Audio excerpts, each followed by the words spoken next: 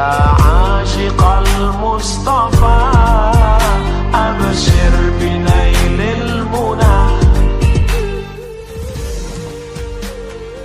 Kata Abdullah bin saya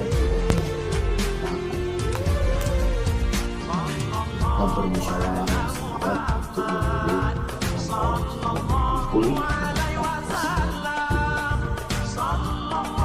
Pelajaran yang kita ambil, walaupun sahabat Nabi bersama-sama belajar menjadi penulis wahyu, tapi tidak sama macam jari.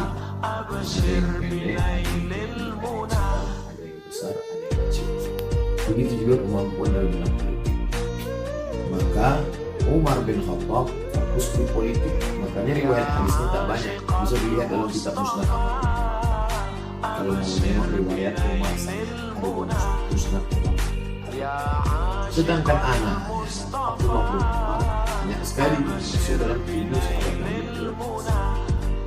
Sedangkan Abdurrahman bin Auf tidak terjun ke politik dan tidak dalam bidang haji.